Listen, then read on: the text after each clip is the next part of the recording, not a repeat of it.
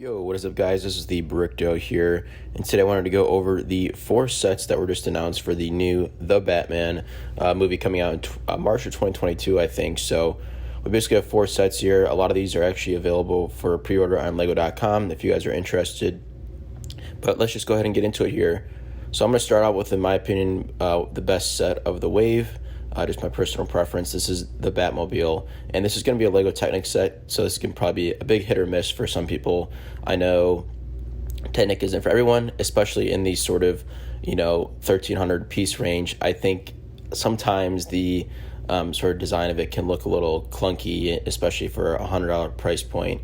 And this does use a lot of like that sort of side plating, I would say, that in my opinion doesn't look great for Technic, but I do enjoy a lot of the building of like sort of the inside aspects with Technic.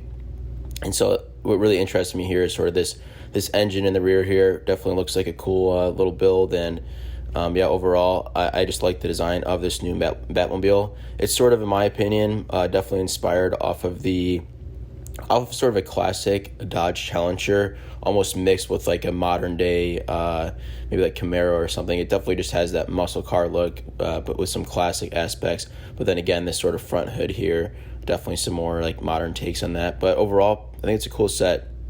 I will say too, just really like this the box art for the Batman series here. I think they did a good job of sort of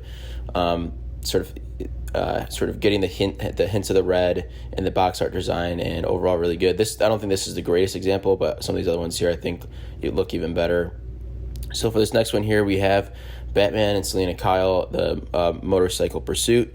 And so this is just going to be a cheap set, $15. You're going to get Batman and Selena Kyle, which is going to be, I believe, Catwoman, basically, in the movie. So it's just a good way, basically, to get the two main characters and basically get your opportunity to get something from this movie. But again, $15, pretty basic, but overall it does its job. Next up here, we have the Batmobile, the Penguin Chase.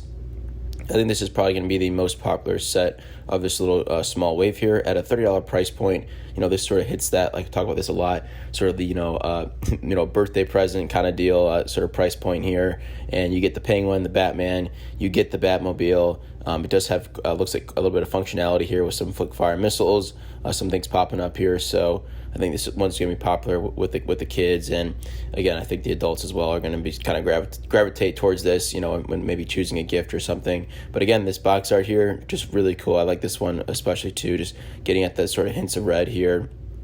In general, I think this new Batman movie looks a little bit more like kind of dark and serious, so it's sort of cool to see that sort of translated into the box art here, and it's a little bit of a departure from the traditional sort of all-black boxes we've seen with Batman in the past. So I do like this change here, and them sort of focusing on some of the hints of red and things like that. Okay, so this is the big set for the wave here. This is going to be Batman, the Riddler face-off, basically Batcave. And we do see a Batcave with a new Batman movie. This one is a little surprising. The pieces here is just under $600 for $80, which I think is fair based on how many minifigures you get. You're going to get the Batman, the Riddler, Lieutenant James Gordon, Selena Kyle, and Alfred and Bruce Wayne Drifter. So you get a lot of minifigures here.